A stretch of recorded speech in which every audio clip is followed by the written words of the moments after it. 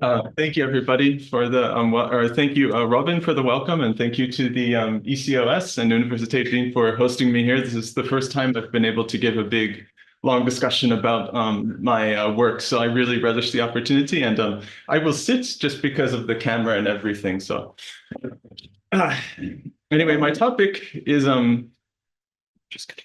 Yes.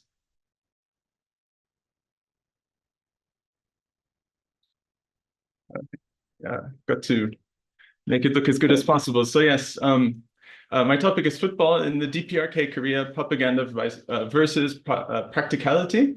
And this is kind of how the presentation is going to go. First, I will do the main argument. This is basically my thesis. And so I think that football in the DPRK is all about finding a balance between three policy goals: popularization, internationalization, and politicization. And I'll go into what each of those specifically mean. And then we will kind of, to cover the popularization internationalization, we'll go into a little bit of background, how football came to be how it is in the DPR Korea. Then we will go into post-liberation, and then post-war. And then we will see how it started to really focus on internationalization from 1970 to present. But all three of these elements have been present throughout the entire history of DPRK football. Politicization is the last topic, and that's just kind of something I will cover on its own, but it is something that you cannot ignore when it comes to DPRK football, and that's what really separates it from football in other countries. So we will get started with my main argument. These are the three core tenets of DPRK football policy. And so popularization, what that means is that football is for labor and national defense. Now, this is a classical communist, Marxist-Leninist ideal. It's really come from the USSR. This is the main reason that you do athletics, that you can have better production capacity, and you can also have more effective soldiers, because back then it was a lot more, back when communism was developed in the early 20th century, it was more important to have physically fit soldiers than now, when it's more about technology and things like that. And when we talk about internationalization, gold medals legitimize the regime's normalcy and strength. And as we kind of see this develop historically, we will kind of see why that is. And football as politicization, they use football as kind of a channel, like a way to control the people and to spread the ideology. And we'll kind of go into all of these as we go in. So I apologize for going so far into the background, but we're going to start with the background. We're going to start all the way back from when football was introduced to Korea for the first time. In 1896, the first official match involving Korean players, it consisted of a mix of officers from the British Marine Guard, British teachers of the Royal English School, and Korean students of the same school. So we are talking late Joseon Dynasty, before the Japanese came in, very old, backwards Korean kingdom, and we just in comparison to other countries of the time. And you can see that people are playing, as you can see in this photograph, they're playing in traditional clothing. They're not even westernized yet. So this is all very early. And from 1902, official school football clubs began to be formed. And then from that, you started to see athletic societies for adult players start to form, and kind of the base systemization and standardization of football at the time. And so then in 1905, you have the Ulsa Treaty. And so for those of you who know Korean history, this means that the Korean peninsula was effectively subjugated under the Japanese Empire. And so that basically meant that there was no more Korean, it was just part of the Japanese Empire. And so football, it was politicized even back then. So I think that you can't really look at Korean football in Korea and say, like, in North Korea, and say, like, oh, it's just because North Korea is North Korea. You've really got to look at the history all the way back to this time. So you think about, there were three different groups propagating football at this time. First, the Japanese, mainly through the schools. The Japanese Governor General used athletics as a method of controlling the Korean people. So you kind of systematized them into the school system. Those who were lucky enough to go to school, this is a small proportion of the population, but they controlled football through that way. And then Korean intellectuals, they saw football as a way to physically prepare the next generations for combating Japanese oppression. So this was all athletics, but football was included in this. And so there was that. So the third way was evangelical Christian missionaries, mainly through the YMCA. So we're talking this US influence, and they saw football as a way of spreading their beliefs. So if you were lucky enough to be in an area with the YMCA, you can see on the map all the places that they had YMCA at the time. You would have to listen to a lecture about religious ideology before you were able to participate in the football. So really, the reason that football spread, it was because one group or the other wanted to spread their ideology. So always politicized. And so then there was the March 1st movement, a little bit of Korean history. In March of 1919, a series of protests for Korean independence led to the Japanese granting limited freedoms to Koreans. This included the creation of Korean organizations, the publishing of Korean newspapers, and limited freedom of assembly. So before it was a total repressive policy by the Japanese government, and now it is somewhat of a little bit of limited freedoms in order to kind of satisfy the Koreans and not have them uprise. And so we could go a really lot into football's development into this period, but if we're going to sum it up in 5 aspects, first of all, they had greater organization and systemization that could be seen through the establishment of nationwide football associations. Large-scale tournaments began to be organized. The teams from bigger cities would start to play against each other. Korean players, although on a small scale, played in international football matches. So there was a Korean player who moved to China, and then he played for the Chinese national team, and the Chinese national team played in Australia.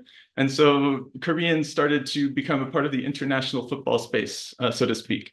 Local Korean newspapers began to support football. Now, what's important to note here is that at the time, only like 20% of the population could read. The Koreans were illiterate largely.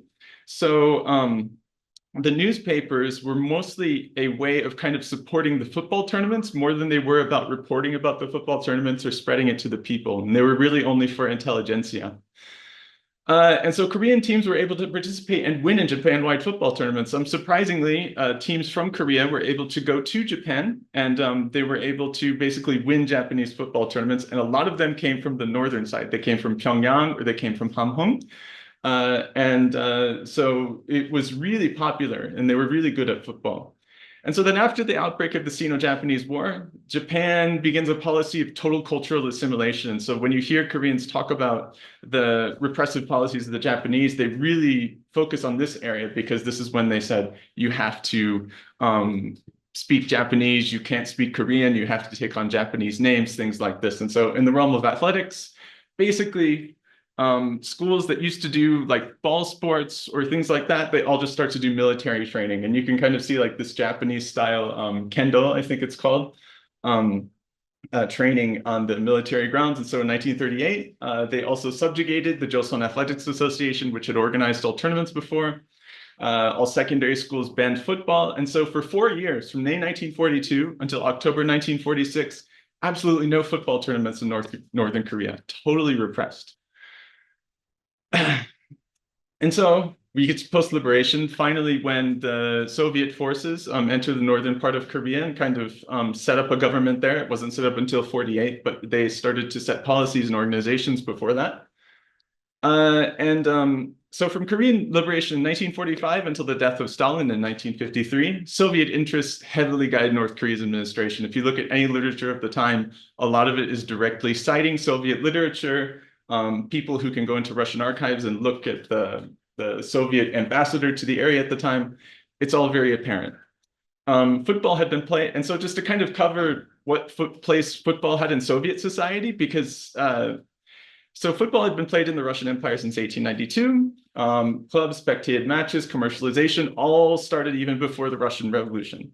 And then the Soviet Union was established. Various government organs debated. There was like this Polish Cold movement. There was this hygienist movement. They're like, should we play football, or is this really like capitalist and decadent and not about the working class and whatever? But eventually they're like, okay, we're going to develop football. It's too popular. Same with like boxing and sports like that. But during the Soviet 5-year plan, total societal chaos, everything is thrown into haywire. But eventually during the 30s, systematized, encouraged, almost quasi-professionalized.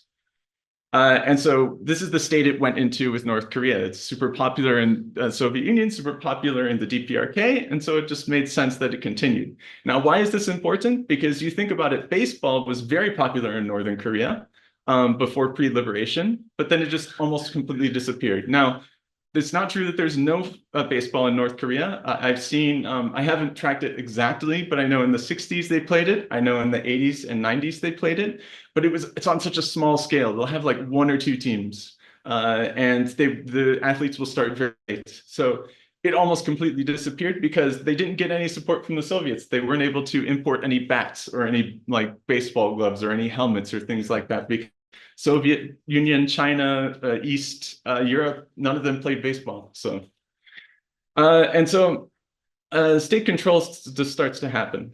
And so during a football match between teams from Seoul, there was a football team between teams from Seoul. I miswrote this. It's Pyongyang and Gyeongsang. So North and South Korea continued to have football, but short afterwards, inter-Korean exchange was totally halted. And the Joseon Athletics Association, which had organized football tournaments, was kind of re-emerged during this time in the South, totally subverted in the North. And so you see this separation of athletic alliances where they'd previously been united. And independent newspapers, which had supported football tournaments in the past, totally banned state newspapers, completely subvert them, just like the alliance. And religious organizations, which, as you saw earlier, did a lot of spreading of football, they had their education restricted and property confiscated from 1946. We don't know the exact process by which this happened. Even in South Korean academia, there's no papers over this. But we do know that it started in 46 and it probably accelerated very rapidly to the point where religious organizations were totally gone by the outbreak of the Korean War in 1950. And so what was important was making football accessible. This is an important point because during the Japanese occupation, football was only accessible for those who were upper class, went to school, or got to go to a YMCA. So a very small portion of the population actually got to play football. If you lived in the countryside, if you lived in rural North Korea, you were still doing shirum, Korean wrestling, you were doing seesaw, swing, archery, all of these traditional athletic disciplines. So you weren't really doing the modern worldwide athletic disciplines. But by the end of 1948, it was totally different. North Korean authorities, this is their numbers, so we don't know if they're exactly correct, but they established 600,000 athletics clubs, 4,131 athletics grounds. And then there were edicts encouraging schools and youth organizations, like they made the Socialist Youth Organization. They said, go into the schools, make sure everybody's carrying out these athletics. So really, just all of a sudden, everybody gets to play athletics when it used to really just be for the few. So this is one of the reasons why the early North Korean regime was popular. I think it's people say like, how could this happen? How could people like accept this? And you have to really think like, well, people used to be illiterate, then they were literate. They used to not be able to do athletics, and then all of a sudden they're able to do athletics. And then, there was the land reform. They used to have landowners, then all of a sudden the landowners are gone. And so football kind of fits into this picture. Anyway, post-war, so we'll kind of skip over the war and we'll see how football was developed. So during the Korean War, not really much to say. There was a stale. First of all, when the war first started, the North went way, the North went way, or the South went way, the North went way into the South went way to a North, but then eventually it just hit a stalemate. And during this early chaos of the war, there wasn't really much potential for football, but by 1952, there were athletic tournaments in Hamhung and Kaepong County.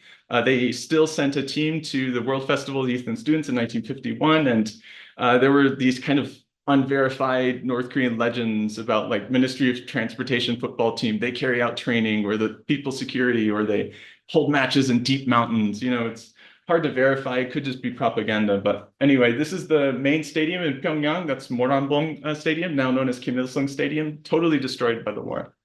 But this is that same stadium in 1953 when the tournaments resumed in Pyongyang. So they, or maybe it was 54, but they really rebuilt everything very quickly after the war. And in 1954, athletics committees were established on the national, provincial, county, and city level. They had already existed to some extent before the war, but really they had to administratize everything after the war. The following year, subcommittees would lead efforts to restore football pitches, find the best footballers, organize football tournaments. Standards were established for various levels of master football player, like master level 1, master level 2. Football trainers and referee standards were also established. This is important so that you have a uniformity of the rules and how the game is trained and carried out, so you can kind of systematize everything. Football teams of players with ages of 17 to 22 years old were established, teams at factories, enterprises, farms, and schools. So these 70 to 22-year-old teams, these were kind of the first state professional teams, like the first semi-professional teams. And then the factories, enterprise, farm, schools, these are kind of just the local teams. And so from 58 onwards, there was a push of popularization of football. But this is really this is not just football, this is really all athletics, but football was a big part of it. And so I really like to look at these two cabinet decisions in 58 and 59, because I think that they're really important in just of how intense athletics got during that time. So in 1958, they established athlete-specific schools, strengthened central control, build athletic cities in the facilities in the cities. They made news reports, documentary films, news journals about athletics. And then 59, I think this is, it mandated that each school and workplace have competitive athletics teams. So this schools, you have to have some sort of football team or volleyball team or basketball team, and cooperative farms even have to have this. And the biggest thing, I think, is that there was mandatory daily athletics time for all citizens, whether you were young, whether you all the way up until retirement age, everybody had to do athletics for an entire hour. For an hour each day. And this was codified into law, which is just crazy to think about. But if you think about all during this time, like work hours were really intense.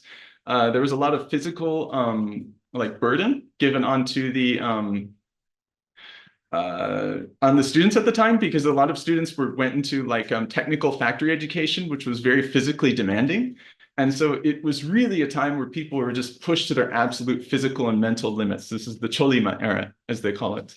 And I encourage you to read more into that if you're interested. But anyway, and also in 1960, there was a master sports person title. So just elite football players, if you're even better, you can get this higher award and you get, publicity and all that. So.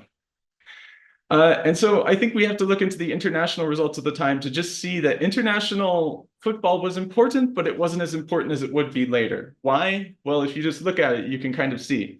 The World Festival of Youth and Students, mostly youth teams of socialist nations, China, Vietnam, USSR, the Ganifo Games, which was socialist and developing countries. And so even though they were doing well in these tournaments, they're really just playing with other socialist nations. So they weren't really getting to compete against the Western countries at all, or the capitalist countries, or even the South Korea. And then in 1964, they were going to participate, but the Ganifo athletes, which had played in the Ganifo Games a year earlier, were banned by the IOC at the last minute. So the North Korean team was actually in Tokyo, ready to participate. And then the night before, they cut them out and they said, no, you're not going to play. And they all went back to North Korea. It was a really crazy time. But yeah, and then the Ganifo Games, that was basically just an Olympics alternative that they made at the time without going too much into it. But in 1966, this is really the big moment where they start to push towards internationalism. Like they qualify for the World Cup. So all of a sudden, they're playing against Western countries. They're playing against the best of the best in the world.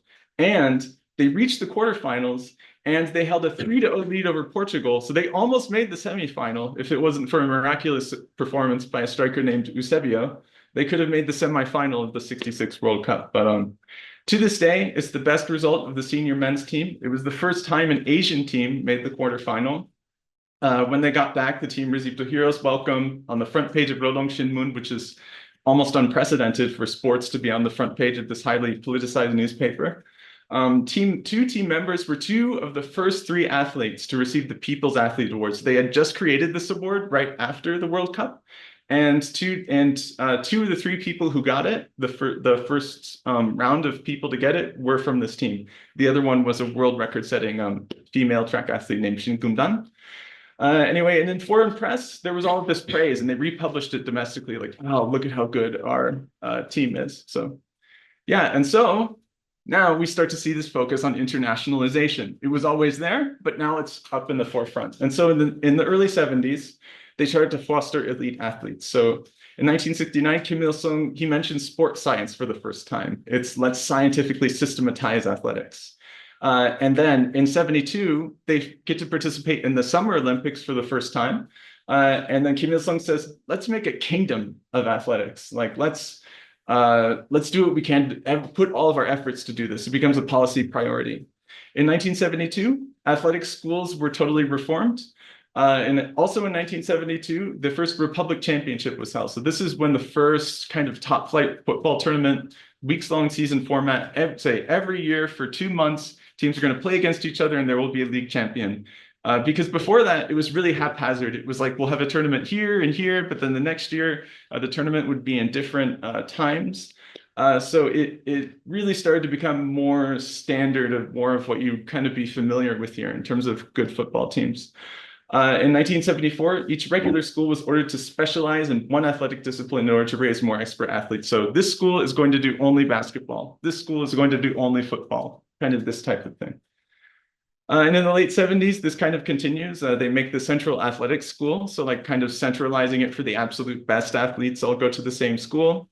Pyongyang Athletics University, they make an athlete department, they make a trainer department, it used to be all the same. In 1983, they start to do retraining courses, so coaches and teachers can go back and continue to learn the latest techniques.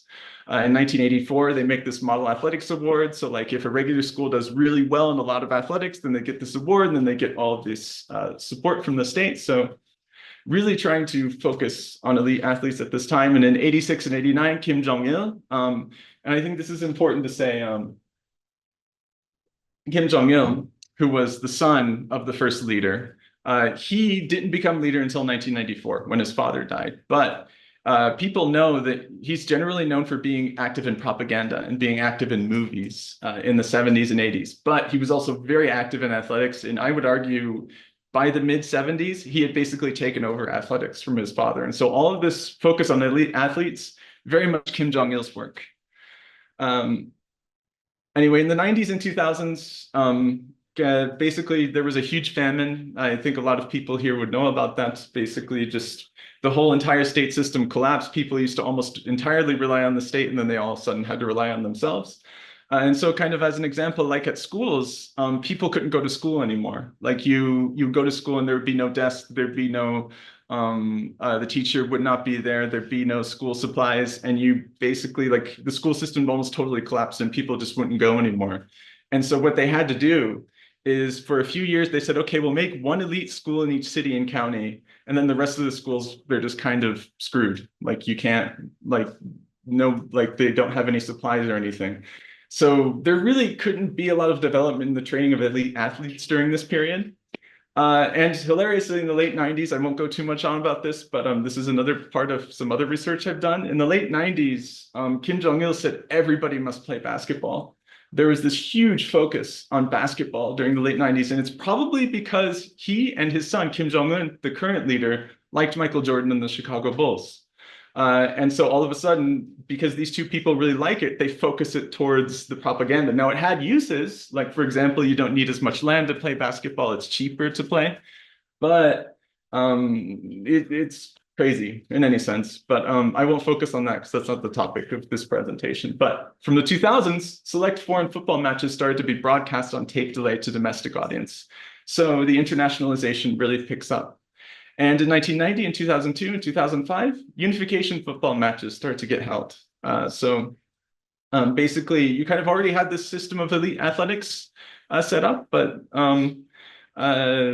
yeah, there's a little bit of stylization. But under Kim Jong-un, the most recent leader, there really has been a push for football. So in 2011, in Kim Jong-il's last address before he died, his last New Year's address, the most important address in DPRK is always the New Year's address, he demanded that the country become a 체육강국, a strong football nation. And so this might have been in preparation for his son to come in and build a lot of athletics facilities and kind of make his name in athletics facilities and revitalizing athletics. In any case, we can't know for sure. In 2013, the Pyongyang International Football School is established. So for the first time ever, there's an international football, there's a school just for football, like just for international football. just for one discipline. It used to be like there's a sports school, but now there's a football school. And then in 2018, this gets even bigger. So like in each province, you have a sports school. So if you're an athlete and you're really good at the sport, when you're like 12, or so like if it's gymnastics, you're like 6. But if it's like football or basketball, it's like when you're 11 to 12, you get picked from the normal school and you go to the athletic school. It's like an elite school, right? But all of a sudden, it's not just athletics, but it's also football schools. So like there's an athletic school now, and there's also a football school. So there's so much focus just on football. And this is something that I found just kind of in the dregs of KCNA. People don't really focus on this, but anyway, and there's also like they've also started to codify new things into law. And so the athletics facility law in 2019 was updated or was made for the first time, maintain, operate football facilities, because if they don't have this law, a lot of times what will happen is like old stadiums or old football pitches, they either will fall into disrepair, so like they'll get eaten by a nearby river or something like that, or they'll start to be used as a local market.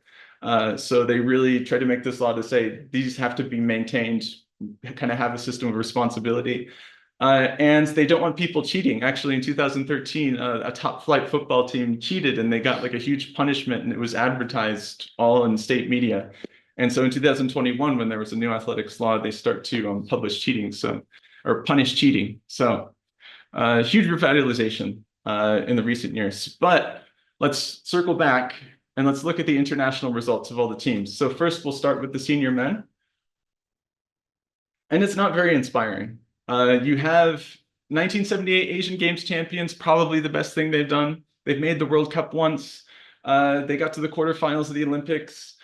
But really, they haven't been so successful. And to kind of dig deeper into this issue, let's look at the women's international results. Now, we'll get into why women began playing in 1989 a little bit later, but champions of the Asian Cup 3 times, champions of the Asian Games, which is like an Asian Olympics, 3 times, qualified for the Women's World Cup 4 times, quarterfinals once. So not a super elite team, but an Asian power and a world contender, I would say.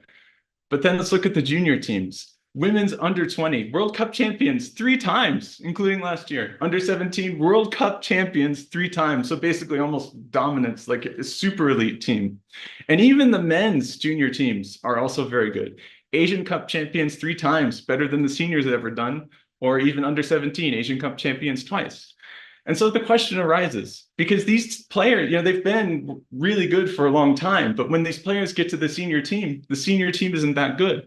And so I'm not super versed in like tactic. I haven't like followed individual players and how the tactics go and everything like that. But you have to wonder if it's because senior players are hindered because they can't play for foreign club teams. I mean, they've tried, but they're blocked by sanctions a lot of the time, or even sometimes the domestic side will block it. And so there's all these obstacles, and it doesn't happen very often. You have to think if they could learn the latest techniques in foreign leagues after being so good domestically, could the higher end teams start to win more? It's a question to kind of think about.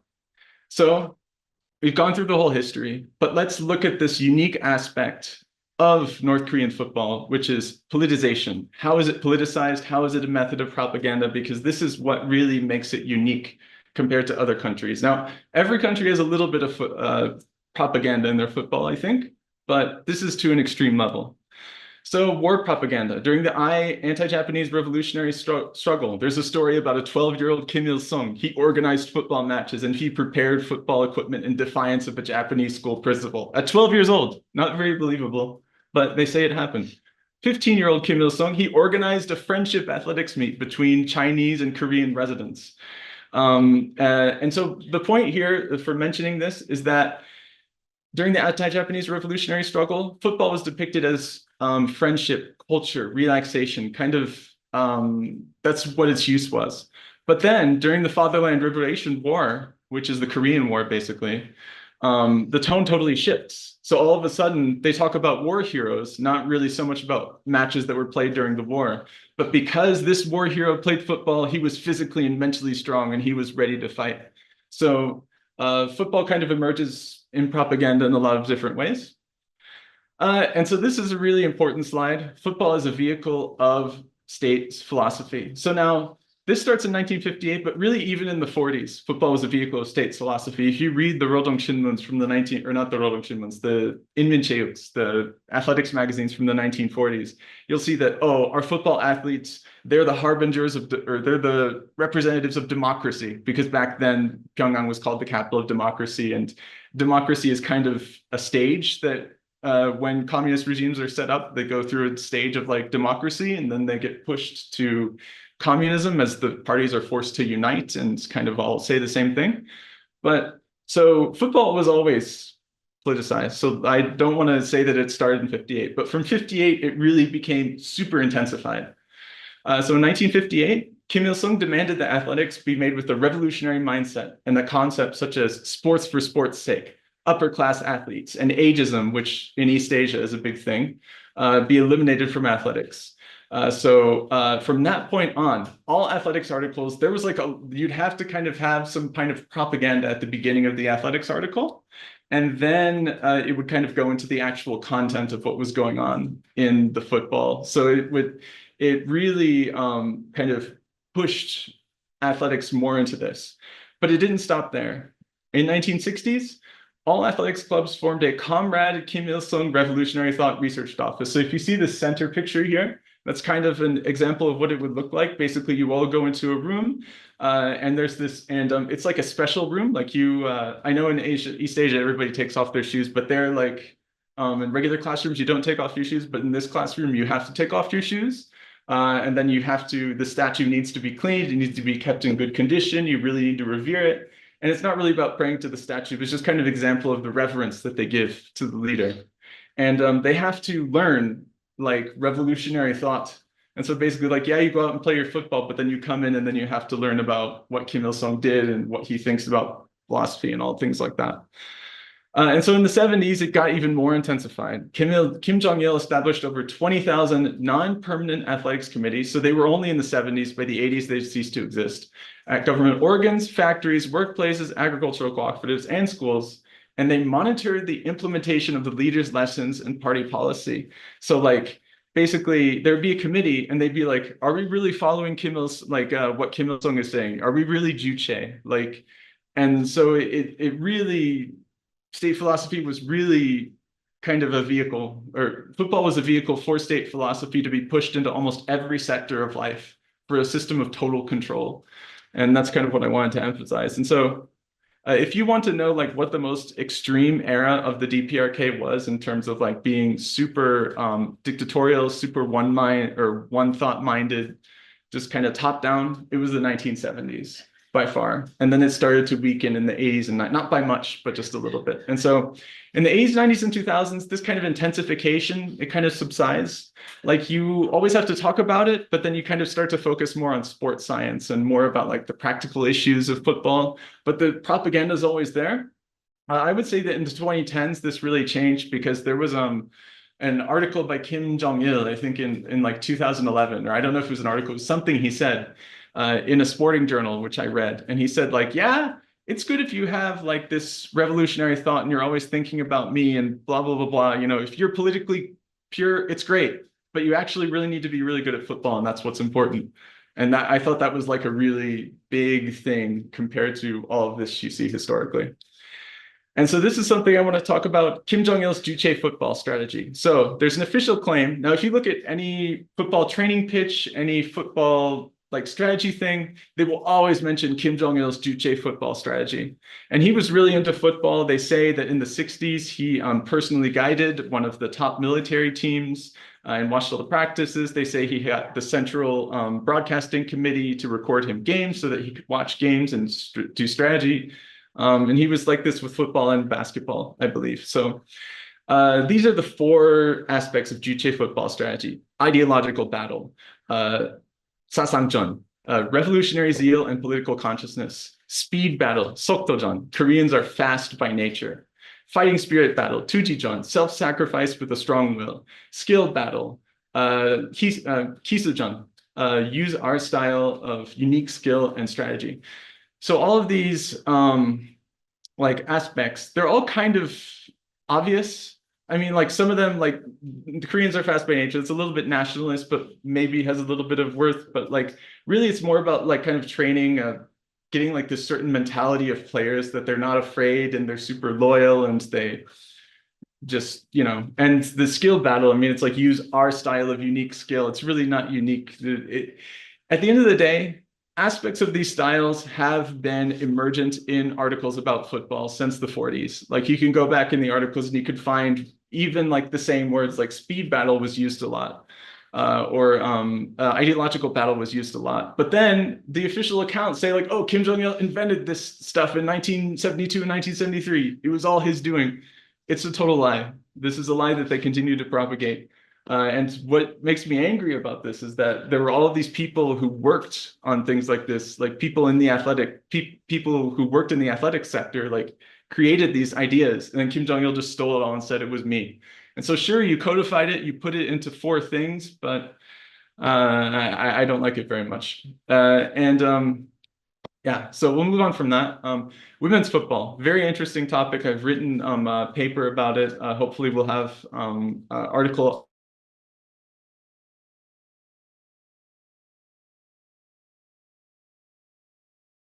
Everything I've told you, just for men. Like the women did not come into question at all until 1985. In the 1970s, I searched really hard to find this, but eventually I got this book from China from about, it was like a athletics encyclopedia from the DPRK, and then like in the back there was this definition of like women's football, and it was like, this is nauseating, this is lewd, this is like USA decadent, horrible thing. Like women can't play football. Like but then all of a sudden, like just a couple of years after that was published, it was Kim Jong-il said, we're going to play women's football. Everybody has to play women's football. And the propaganda line was totally switched.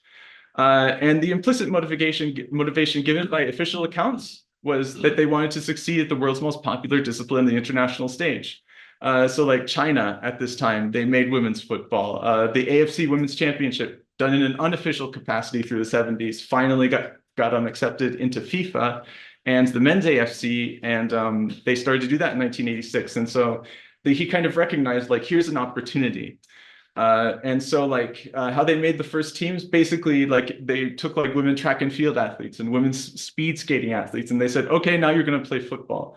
And how much of a choice they had in the matter is hard to say, but that upper picture is the first, that was like the first exhibition game ever held. It was held, as you can see, the stands were empty. Only the players, the trainers, and Kim Jong-il himself got to watch it.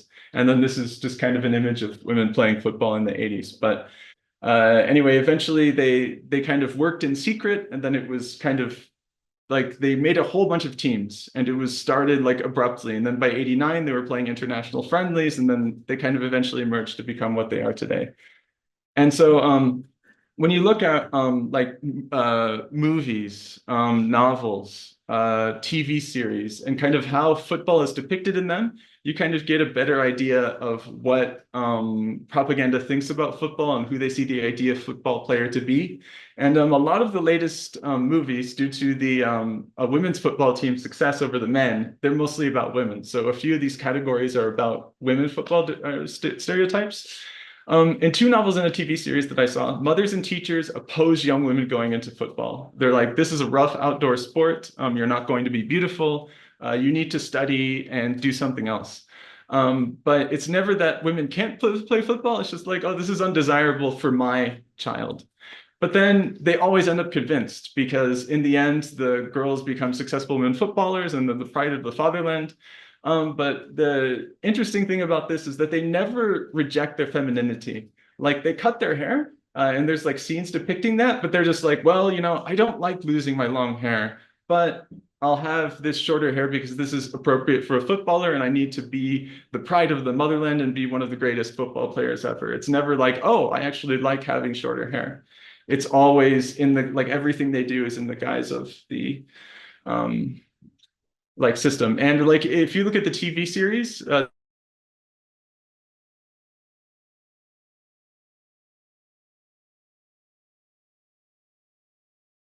and things. So there's not really this concept of like a tomboy. It's really like, I'm a woman, I'm a traditional woman, I do traditionally female things, And then I'm also like a football athlete. Like if you notice, all of the football players, they have the short hair, right? But it's like this kind of feminine bob haircut. None of them have like a close cut haircut. So it's really just like, yeah. Anyway, there's a genderless women footballers in propaganda. It's kind of the same, but like in stories of women footballers, there's not much thought given to their gender identity. They really almost always just focus on football with some asides about football strategy. And most of the characters' conflicts in the stories center around their will to recover from their football mistakes and then take criticism and then train hard mentally and physically. And so what is the ideal football athlete in this propaganda? You have to have a modest personality, but a strong will. So those who succeed in propaganda, both men and women, they're very modest. They don't boast. They're not braggadocious. They're very humble. And so I chose that upper picture to kind of symbolize that. Like in this TV series, they get presents from the leader and they're like, oh, we're so honored to get this present for the leader, you know, like we're so humble, et cetera, et cetera. But they also have to have this fierce like willingness to work hard, this fierce will. And that's kind of what you see in the lower picture. Like they stay up all night training. And one interesting aspect of this is that when players get injured, it's not something that you need to sit out and recover from. Like there will always be, there's usually like a doctor who comes on and they say, you need to rest. You really need to rest. You're injured, like take care of yourself. But then they're like, no, I need to be a football player for the leader. And so I'm going to continue to like battle through this injury. And they always battle through the injury. Like it's never like they need to rest and recover and like deal with it. It's like they battle through the injury and they win. So it's kind of the mentality. And like I said, those who boast, let their star go into their head, or they show fear. You can't show any fear, or you can't be individualistic. That's also very important too. They always fail, and then they have to be reformed and to go into a team mindset and be humble. And yeah. And so other characters in this film, in these films and novels and things like that, they always find their place in the socialist society. No one ever falls by the wayside. They always just go somewhere else and they're successful at that. So if you're a little bit less skilled, maybe you don't make the team initially, but then you make the team later in your career. Or if you drop football, you become a good artist, or you become a good housewife, or whatever. And then if you experience a major setback, like for example, there was a story in one of the novels I was reading where there was a coach of a regional football team, and he was so good of a coach of young football players that all of his players would get picked for higher level teams, and so then he couldn't win any games, and so he thought, oh, this is a failure of me as a coach. And so then he went to work at the construction site. But then one of his successful players came back to the village and they said, hey, why is this guy working at the construction site? Like, we really need to do something for him. And so then he got back to coaching and he joined the Workers' Party and he became totally rehabilitated. So everybody has their place in the socialist society. In this picture I show, the woman on the right, this is actually from a marathon movie, but I thought that it kind of fit the theme. The woman on the right, she dropped out of being a marathon runner. She didn't get married. She just adopted those children. And then she said, like, Kim Jong-il is the surrogate father. Like, the leader is the surrogate father. And she's, like, working on outsourced duties. She let her hair grow to be, like, long again. So, again, going back to that traditional female role. And so then the last theme I'm going to talk about, and I think that this kind of fits into the overall propaganda theme because, you know, it's socialist, but all of a sudden now it's capitalist. And it's like, how do we reconcile this fact that yeah, our society is actually just controlled capitalism now. Like socialism is almost dead with this classical socialist mindset. Like, how do we evolve? And so when it comes to football, there's this company called the Nekohyang Joint Venture Company. And it means my hometown joint venture company. Originally, they just did cigarettes. But they emerged as the dominant sporting goods brand in the domestic market. They have 2 sporting goods stores in Pyongyang. And they have lots of other things, like they have a coffee shop. They hand out free T-shirts and caps at major football games, like basically like companies here would do, right? And they provide athletics equipment to a primary school in Pyongyang. And there's like videos going out like, look at how we provide these athletics. So like basically acting just like a company, right?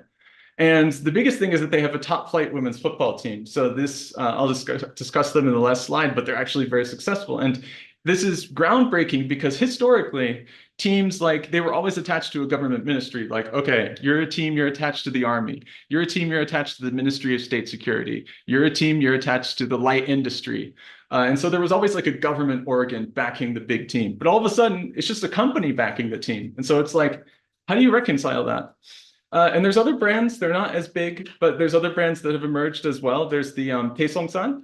And I would say that in the 90s, brands started to emerge on a very small level, but that really during Kim Jong-un's era, the most recent leader, they've really gone into the forefront. And so you've got Taesongsan, you've got Gold Cup, you've got Mashikryang, basically just these factories that have kind of established their own brands and advertise themselves, but none of them are nearly as big as Naekohyang. And so another theme is top flight is basically what I just discussed is top flight football clubs are all of a sudden like it's not clear who they're attached to anymore. So Naekohyang is all of a sudden starting to win all the women's teams. And before they were successful in the past 3 years, their junior teams were very successful and they were pushing all of their junior players to these World Cup winning teams. And then Ryomyang, men's football team, is also starting to be successful. A lot of people say that they're just attached to the Korean People's Army, but I need to see some hard evidence before I come to that conclusion. And I always come to the question, like, why did they start becoming super good around 2016? Like, why were they founded around 2016? You know, does it have to do with companies or whatever? And some people say that, oh, all of these companies are just under a ministry, so it doesn't matter anyway. But really, what's important here is the optics. Like, you know, the top flight teams are changing, brands are emerging. Like, professionalization is going to happen at some point, and we're going to have to deal with it. And how are we going to deal with it? And then Sobeksu is another example I gave. So I'll move on to my closing remarks. Football, this is the main thrust of my thesis. This is kind of the main point I'm trying to make. Football is a tool to achieve policy goals. You can put it broadly in 3 categories. All 3 categories have existed all throughout the history of DPRK football, but they come upon different points of emphasis as time goes on, or they become emphasized at different levels as time goes on. So first of all, popularization, very important in the early era.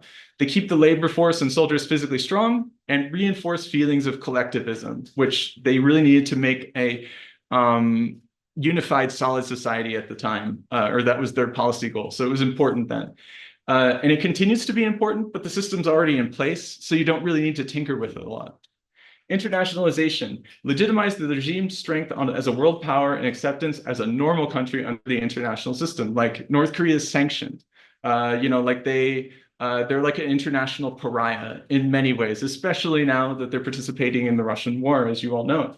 So if they can continue to win at the World Cup and they can continue to win at the Olympics, then all of a sudden you're a world power. You know, like you know, like we're a world power. Everybody accepts us. Everybody loves us, and they can kind of broadcast that to the people. So that's why internationalization is so important. And as you saw, became more important during the 70s when they started to be able to participate against Western teams. Why didn't they do it before that? That's a whole other topic. Won't go into it. Politicization is the last one, and it serves as a vehicle through which to tell regime history, disseminate state philosophy, and reinforce cultural values. And so it's, and this has been present throughout the entire history of the regime, and it's kind of reflected how the regime has changed over the years. Like, I'm sure all of you, you know, are better than the average person, but the average person thinks like North Korea doesn't change, you know, like they're always the same, but really it's had a lot of changes over the years and it continues to change.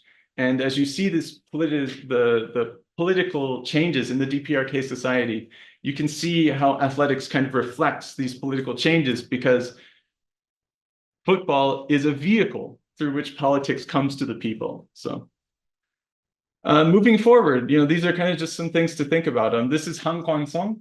He got to play for a couple of international clubs, as you can see, but then he was cut out due to sanctions, and then he was stranded abroad during COVID. But these are from like 2019. And this is the exception to the rule. Like, there really aren't a lot of football players, but like, are elite footballers going to be able to freely sign with international teams? Are they going to be able to travel abroad? Could that be something that we will see in the future? And could that mean that the high-end men's and women's teams start to become good? Could this ignite a huge change in the society? You know, that's something to think about. If companies grow in power, how are they going to reconcile that with a state-first philosophy? Like, how can the state be so important if Naekohyang is winning against state organs every single time in the top flight football leagues when they're not a state organ? And then football for football's sake, this is something that's really important. In the past 15 years, we've really seen the Kim Jong-un regime start to say like, oh, football for football's like, it's okay to do sports just for health. It's okay to do sports just because they're enjoyable. Whereas in the past, this was not allowed. Like sports were only like a way to serve the state, a way to get your body or mind prepared to serve the state. It wasn't about the individual. It wasn't about enjoyment. It wasn't about health. But all of a sudden, there's room for this now in propaganda. And so is this going to continue to evolve? Is football going to become more free, so to speak? Just kind of things to think about. So thank you all for sitting and listening to me talk for so long. Congratulations, you made it to the end of the presentation. And if you want to see any more of my work, scan the QR code, go to dprkathletics.com. It's all there. And as Robin mentioned, I'm going to start a YouTube channel very soon and hopefully kind of get this information out to the public. And yeah, thank you so much for, that's all.